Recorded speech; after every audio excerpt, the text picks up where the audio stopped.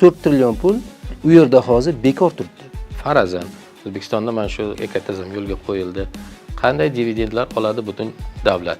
Islom moliya bozoridagi o'sha 4 trillion kapitalga biza to'g'ri kelishimiz kerak. Davlatga nima foyda dedingiz? Savolingiz konkret. Islomiy moliya darchasi bo'lmasa yoki islomiy mikro moliya tashkiloti bo'lmasa, an'anaviy moliya tizimiga ular resursini olib kirmaydi. Davay degani o'shani o'zi mana shu arzon resursni O'zbekistonga kirib kelishiga sabab bo'ladi. Assalomu alaykum. Islomiy moliya nima u? Shu mavzuda kunuzda yaqinda bir multfilm chiqdi. Islomiy moliya qoidalari bo'yicha moliyaviy munosabatga kirishgan tomonlar xavf-xatarni, ya'ni risklarni o'zaro baham ko'rishadi. Endi multfilm doirasida ko'p ma'lumot berib bo'lmaydi. Shuning uchun meni studiyamizga mutaxassislarni chaqirdim. Islomiy moliya haqida jindek batafsilroq suhbat qilishimiz uchun mehmonlarimiz Iskandar Tursunov va Hayotjon Azimov. Boshida islomiy moliya mana shu hozirgi voqeligimizda nimasi bilan bizga kerak?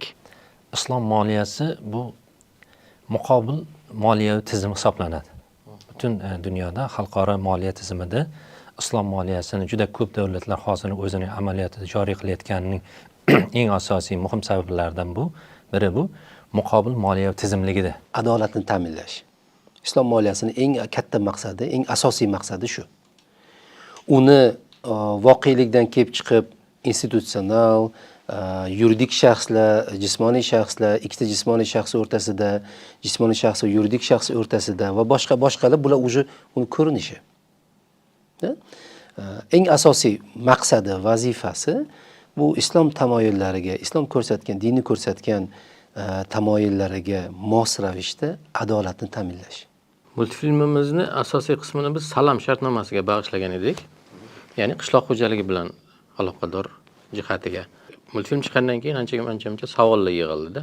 Kontentning tagida ham, izohlarda ham va sizga ham kelgan savollar. Eng muhim savolni beraman hozir shundan kelib chiqib. Mana shu narsa ishlab ketdimi, yo'qmi? O'zbekistonda mana shu soha salom shartnomasini tuzib, kimdir mana shu shartlarda faoliyat yurita oladimi, yo'qmi? Kunuz bilan hamkorlikda ushbu multfilm tayyorlaganimizda bevosita salom shartnomasiga urg'u berilganligi O'zbekistonda qishloq xo'jaligining ulushi demak yalpi ichki mahsulotda 30% yaqin bo'lganligi bois hamda qishloq xo'jaligi doimiy ravishda moliyaviy resurslariga, aylanma kapitalga ehtiyoji borligi uchun biz salom shartnomasini o'sha yerda olib chiqishga harakat qildik. Endi bu yerda aytganingizdek aynan shu multfilm chiqqandan keyin shu xalqimiz o'rtasida asosan qishloq xo'jaligida band bo'lgan insonlar o'rtasida shu narsa bir savol tug'ildiki, O'zbekistonda ayni paytda shu salom shartnomasi asosida ishlayotgan moliyaviy tizimlar bormi? Yoki salom shartnomasi bo'yicha moliyalashtirayotgan tijorat banklari yoki mikro moliya tashkilotlari bormi deb bizga tinimsiz qo'ng'iroqlar bo'ldi. 1000 dan ortiq, demak o'sha bizni kuzatganlar telefon qilishgan bo'lsa, ayni paytda tijorat banklari tomonidan, ya'ni moliyaviy institutlar tomonidan, xususan mikro moliya tashkilotlari tomonidan salom shartnomasi bo'yicha moliyalashtirish mavjud emas. Biz bilganchalik mavjud emas. Endi xalqaro moliya tashkilotlari tomonidan qishloq xo'jaligining ma'lum bir yo'nalishlarini moliyalashtirish uchun salom shartnomasi asosida ba'zi bir liniyalar, moliyalashtirish liniyalari kirib kelayotgan bo'lishi mumkin. Ya'ni hozirda bu narsa bir qanaqadir oshkor qilinmagan bo'lishligi mumkin. Ya'ni ishlash jarayonida bo'lishi. Lekin ayni paytda bu narsa mavjud emas. Shu boisdan ham bizga ko'pchilik telefon qilganda hozir bu narsa yo'q deganimizda biroz ular boshqacha bo'lishdi. Hattoki buni to'g'risi biz o'zimiz jamoa o'rtasida ham gaplashdikki, mana shu bir yaxshi islom moliyasining bir yaxshi instrumenti bo'lgan salomni xalqimizga shu yetkazib islom moliyasi mohiyatini ochib berish uchun chiqargan multfilmimiz balkim biroz vaqtli chiqdimi? Xalqimizning bir kutib turgan anaqasi mujdasiga biroz anaqa qilib qo'ydikmi deb o'zimiz biroz vijdonan anaqa ham bo'ldik. Ya'ni bir nima deydi, ta'sirlandik. Chunki hamma shu moliyalashtirish bormi deb chiqishdi. Afsuski hozircha yo'q. Ya'ni islomiy moliyalashtirish institutlari tomonidan taqdim qilinayotgani yo'q. Lekin bevosita insonlar o'rtasida, tadbirkorlar o'rtasida, shu sohaga aralashib yurgan demak jismoniy yoki yuridik shaxslar o'rtasida salom shartnomasi bo'yicha demak moliyalashtirish munosabatlari mavjud. Lekin ijobiy taraf shuki, O'sha multfilm biza chiqaradigan, masalan, Telegramga qo'yadigan postlardan ko'ra, chiqaradigan qancha maqolalardan ko'ra juda tez va o'sha xalqimizni qalbiga yetib bordi. Biz shundan xursand bo'ldik. Ikkinchisi, u rezonans berdi. Ya'ni odamlarda shuni nimada salom shartnomasi bilan ishlashga ehtiyoj juda katta bor ekan. Qishloq xo'jalik sohasida islomiy moliya asosida oldin masalan bankka murojaat qilmagan dehqonlar yoki fermerlar islom moliyasi asosida mumkinligini eshitganidan keyin уже o'tira olmayapti-da. Shu tarafidan biz bir ijobiy buni qabul qildikki, haqiqatan ham demak talab bor ekan. Nima bor ekan? Bu narsani masalan to'g'ri, moliya institutlari hozir endi qonunchilik ishlab chiqilyapti, boshqa qilinyapti. Lekin buni yakka tartibda o'sha sarmoyadorlar bilan o'zlari hal qilishlari mumkin. Bu narsada bizdan maslahat so'rashni ham boshlashdi. Shu tarafini men ijobiy qabul qildim. Institutsional bir qanaqadir nima paydo bo'lgani yo'q, to'g'rimi? Bittada bo'lmaydi. Institutsional tashkil topishi bu Malayziyada ham, boshqa davlatlarda ham yillab nima qilingan. Lekin ahamiyatli shuni paydo bo'lishi. Ya'ni odamlar xususiy tartibda muomala qilgandan ko'ra institutsional bo'lishi ahamiyatli. O'zi moliya sohasi o'zi institutsional, endi bu 20-asrda boshlangan, 21-asrda nima? 19-asrda bu nima bo'lgan? Har bitta sarmoyador o'zining nomidan yurgan. Keyin o'sha Angliyada bilasiz, o'sha korporatsiyalar ochilganidan keyin institutsionallashtirish katta trendi boshlangan. Moliya sohasi bu birinchi nima? O'shanda peshqadamlardan institutsionallashtirish bo'yicha. Islom moliyasini ham biz gapirganimizda, jahon tajribasida ham, boshqada ham asosan institutsionallashtirilgan islom moliyasi haqida gap ketadi. Bizning hozirgi mavzumiz ham shu haqida. Ya'ni o'sha qishloq xo'jaligidagi islom moliyasining o'rni deganimizda ham institutlashgan islom moliyasi, moliyaviy vositachilarni islomiy shartlarda moliyaviy vositachilik qilish haqida gapiramiz. Misol bilan gapirish osonda, yetkazish tomoshabinga. Deylik, men bir sandiq dollarim bor. Mayli, 2 sandiq dollarim bor. Shug'ullanmoqchiman. Bu narsani qonuniy, ko'rkam shaklda yo'lga qo'ymoqchiman. Ya'ni o'sha pulimdan foydalanib, salom shartnomasini tuzgan holda ishlamoqchiman dehqonlar bilan. Menga hozir nima bu? To'sqinlik turibdi hozir? Qonunlar qabul qilinmaganimi? Nima? Bu yerda qonun tomonidan salom shartnomasini bevosita jismoniy shaxslar o'rtasida yoki yuridik va jismoniy shaxslar o'rtasida tuzish bo'yicha biron bir qonuniy to'siq yo'q. Chunki bu bir iqtisodiy moliyaviy munosabat.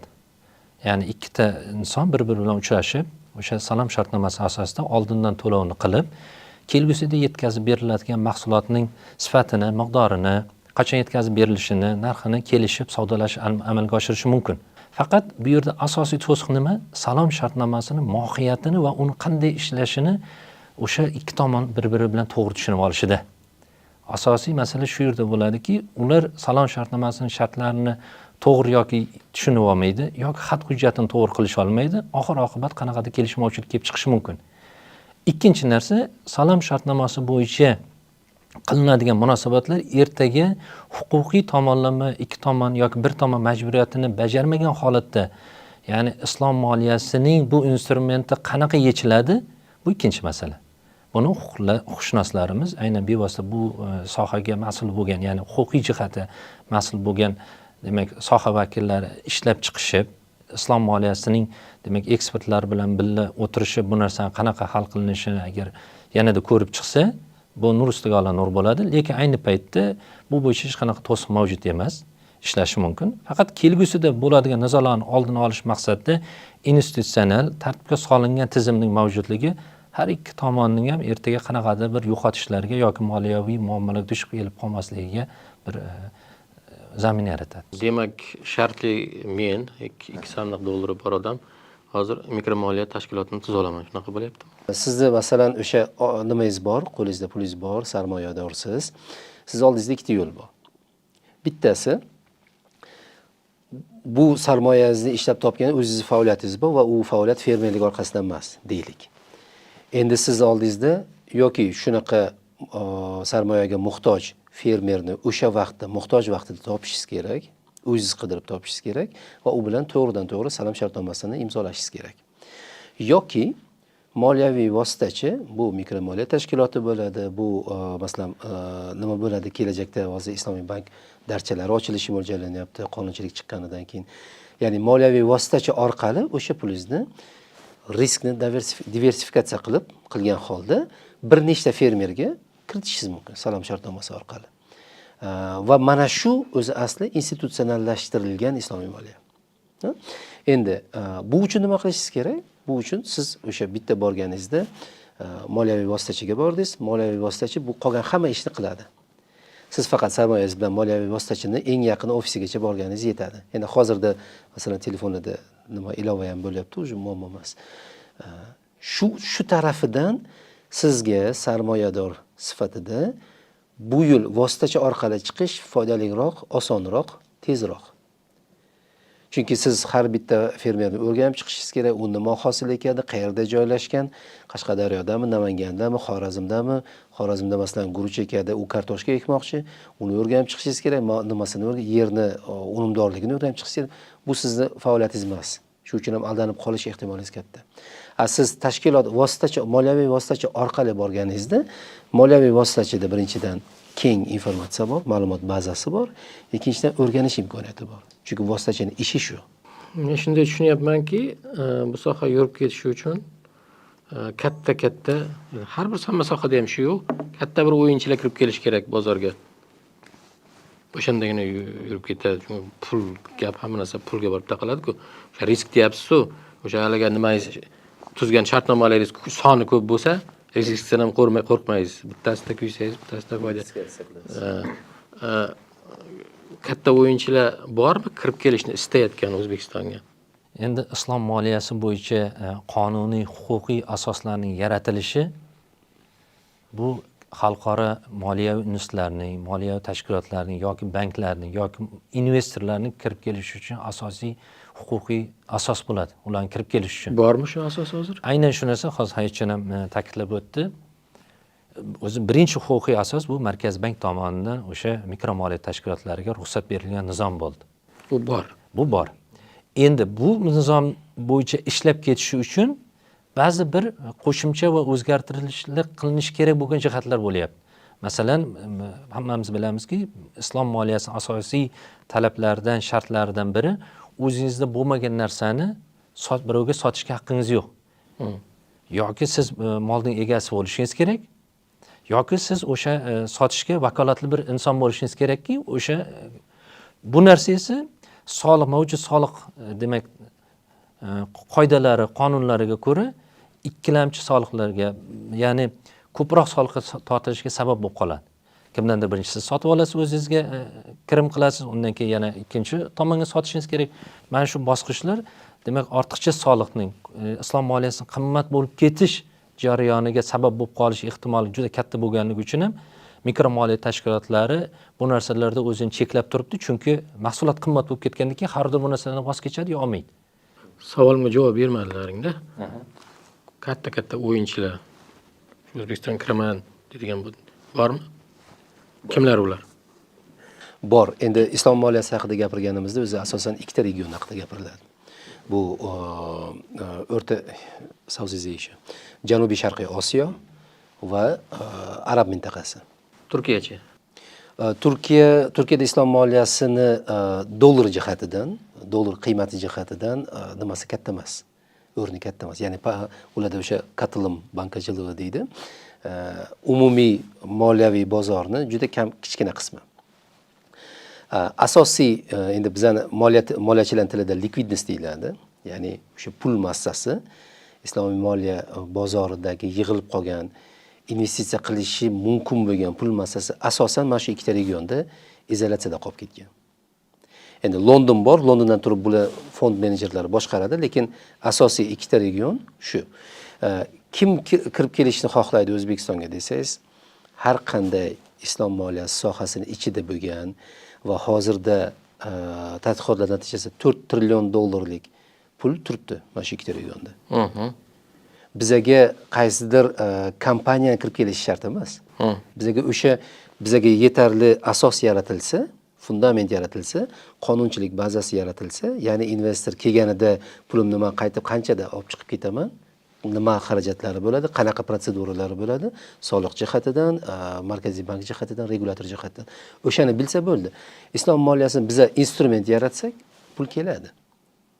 Ya'ni qaysidir o'yinchini bizaga kelishi shart emas. Masalan, bu pochta xizmati emas, DHL yoki UPS kelib bu yerda o'zini ofisini ochishi shart emas. Islom moliyasi asosida u yoqdan finansирование keladi yoki nima shaklida, qarz shaklidagi instrumentlar orqali yoki o'sha ulush shaklidagi instrumentlar orqali pul kelsa, Kimga keladi? bizani moliya sohasiga keladi, mikromoliya tashkilotlariga keladi, banklarga keladi. Chunki hozir ham banklar masalan Osiyo taraqqiyot bankidan liniya olib kelyapti. Nima Gollandiya nima qilish nima taraqqiyot anaqa IDA, FMO shunga o'xshagan, ya'ni har xil nima xalqaro tashkilotlardan qarz liniyalari hozir ham olib kelyapti. 4 trillion pul u yerda hozir bekor turibdi. Ikkita regionda bekor turibdi. Ya'ni juda 0 necha foiz yiliga nima bilan turibdi. Chunki majbur. Boshqa joyda boshqa ekonomika yo'q. Shu uchun ham ular majbur nimaga boradi? O'sha Amerikadagi Dow Jones Islamic Titans Index bor. 25 ta dunyodagi eng katta islom nimalari bo'yicha, shariat tamoyillari bo'yicha nimani buzmaydigan, taqiqlarni buzmaydigan 25 ta eng katta kompaniya bor. Uning ichida Johnson & Johnson bor, uning ichida Dow bor, uning ichida boshqa bor. Shuni Dow Jones degan indeks 25 ta eng kattani olganda, asosiy pul hozirda majbur o'sha yoqqa boryapti. Asosiy pul majbur banklarda prosta turibdi. Banklararo nima bor? Bozor bor, pul bozori bor. O'sha yerda turibdi. Biza instrument yaratsak, bizaga masalan Abu Dhabi Islomiy bank o'zi kirib kelishi shart emas. Ehtimol bor, to'g'rimi o'sha? Yo'q, ehtimol bor, lekin o'sha kirib kelishi ham shart emas. Bizaga o'sha likvidnessni biza ulasak bo'ldi. Mana xuddi telefoningizni zaryadkasi bor. U yoq tarafida nima bor? Siz so'raysiz, zaryadka bormi deganingizda sizdan so'rashadi. Type-C mi, iPhone mi, Samsung mi deydi. Xuddi mana shunaqa bizada hozir bor zaryadka to'g'ri kelmaydi. Islom moliya bozoridagi o'sha 4 trillion kapitalga biza to'g'ri kelishimiz kerak. O'zbekiston aholisi 38-40 millionga qarab ko'payib borishda davom etayotgan bir yirik bir Markaziy Osiyodagi aholisining 90%dan ziyodi musulmon diniga e'tiqod qiluvchi katta bir davlat. Bu tabiiyki islom moliyasi resurslarining, moliyaviy institutlarning O'zbekistonga resurs bilan bir yangi potensial market sifatida kirib kelishi uchun juda bir qiziqarli joy hisoblanadi. Lekin O'zbekistonga ularning kirib kelishi uchun ular O'zbekistonda islom moliyasining ekotizimi yaratilgan bo'lishi kerak. Ya'ni huquqiy asos bo'lishi kerak. Siz biron joyga islomiy moliyalashtirishni olib kirishingizdan oldin O'zbekistonda u uchun huquqiy asos bo'lishi kerak. Aks holda mana tasavvur qiling, O'zbekistonga islomiy moliya resursi qaysidir bankdan kirib kelmoqchi, qaysidir bankka kelmoqchi. U bankda agar islomiy moliya darchasi bo'lmasa yoki islomiy mikromoliya tashkiloti bo'lmasa, an'anaviy moliya tizimiga ular resursini olib kirmaydi. Ular olib kelib bu yerda biron narsani ekish uchun yoki bir faoliyatni yuritish uchun aynan ularning islom moliyasining qadriyatlariga, prinsiplariga mos bo'lgan ekotizim bo'lishi kerak. Mana shu ekotizimni qanchalik biz tezroq joriy qilsak, shunchalik tashqi islomiy moliya resurslari O'zbekistonga kirib keladi. Bu hozir Xo'sh aytib o'tganidek 5 trillion atrofida mablag' bo'ladigan bo'lsa, bu juda katta resurs. Bu hazil akam emas, potensial katta ekan, shuning uchun so'rayapman-da. Huquqiy asos deyapsizlar, nima qilish kerak? Qanaqa qonun, qanaqa farmon chiqish kerak? Endi bu yerda o'zi hozirda ish ketyapti. Juda katta ish ketyapti. Bu bizga soha yangi bo'lgani uchun ko'proq biz o'sha tegishli idoralar bilan ko'proq tushuntirish ishlarini olib boryapmiz. Tushuntirganda ham qaysi rakursdan tushuntiryapmiz? Bu moliya. Endi islom moliyasini ikkita nimasi bor-da, ikkita relsining ikkita oyog'i bor. Bittasi bu shariat talablari, ikkinchisi bu qonunchilik talablari.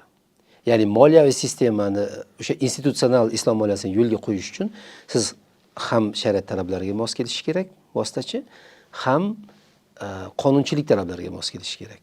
Bizda hozir qonunchilik bo'yicha ish olib borilyapti, qonun chiqishi kerak. Quloq soling. Ish boryapti, ish ketyapti. Bu JST ham 33 yil bo'ldi, ketyapti.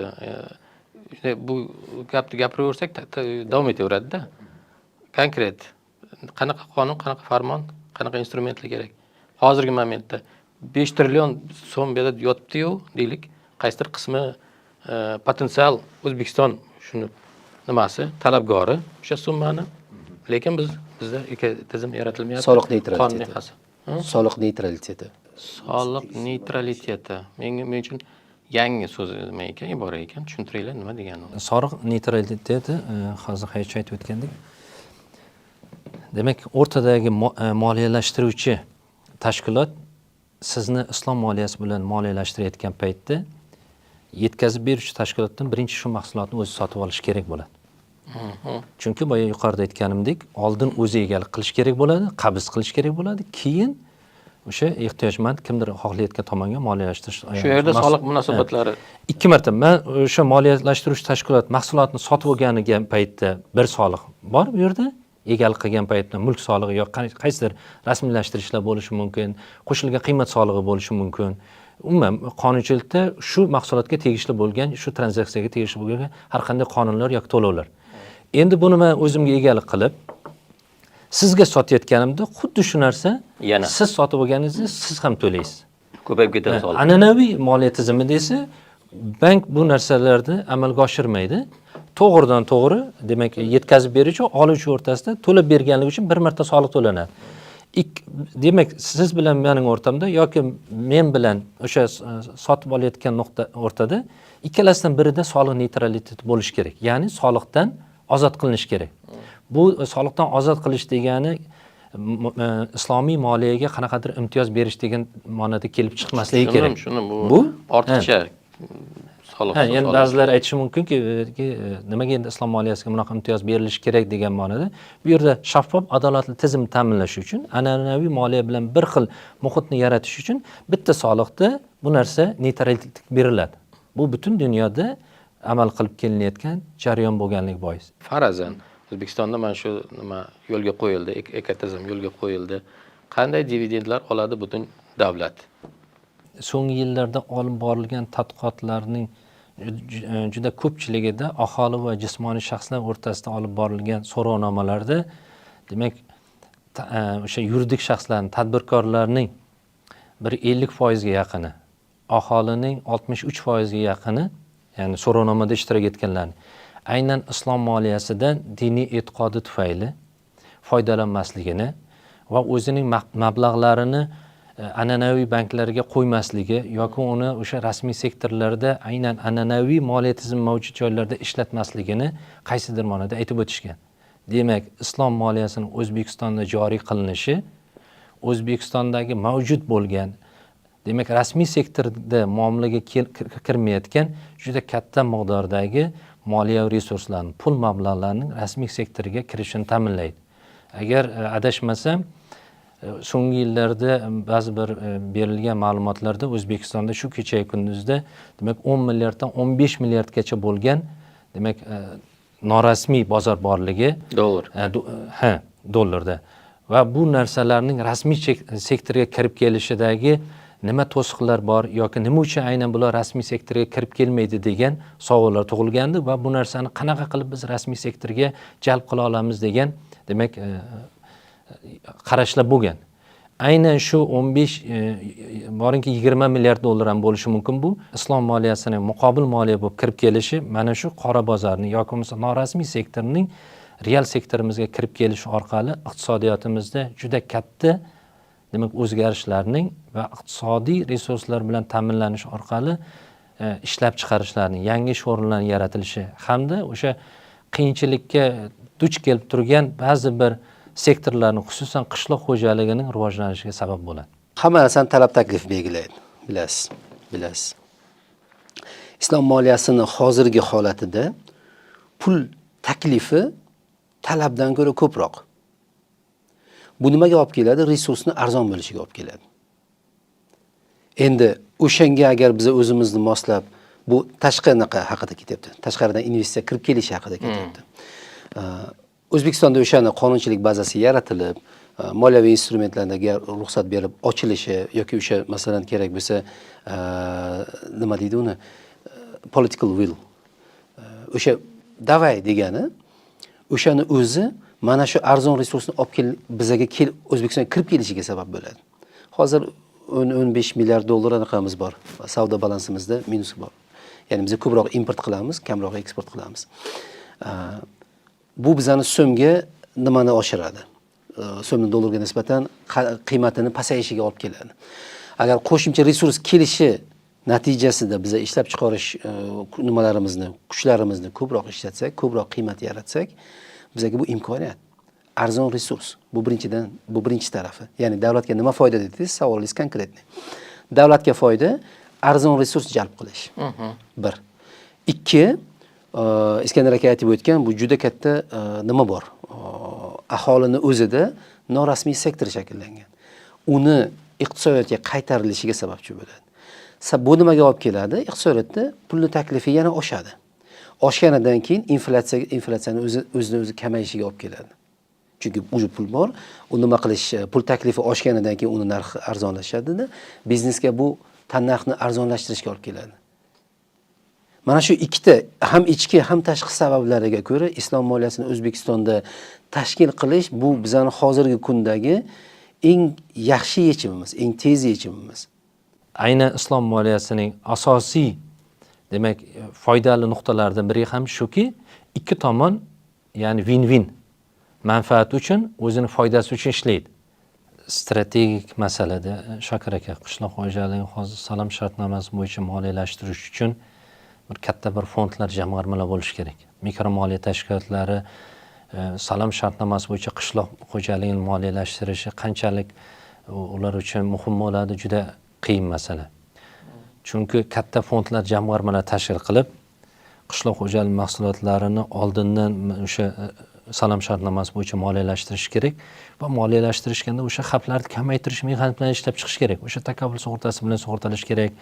Kerak bo'lsa boyagi chet ellardagi targovli uylarimiz borki, savdo uylari. Ular bilan hamkorlik qilishib, bir yildan keyin O'zbekistonda qanaqa mahsulotlar yetishib chiqarilishi kutilyapti, ajdami, potensial xaridorlar topish kerak degan bir katta jamg'armalar ishlash kerak. Ya'ni buni kichkina tashkilotlar qila olmaydi. Islomiy moliya bu O'zbekiston foydalanmay turgan katta bir imkoniyat. Imkoniyat turibdi, shuni turibdi, lekin foydalanmayapmiz-da. Bundan umid qilib qolamizki, bu yuzasidan jadal oldinga harakat qilamiz va bir kun kelib shu uchrashamizda muvaffaqiyatlar haqida gaplashamiz. Salomat bo'lingizlar.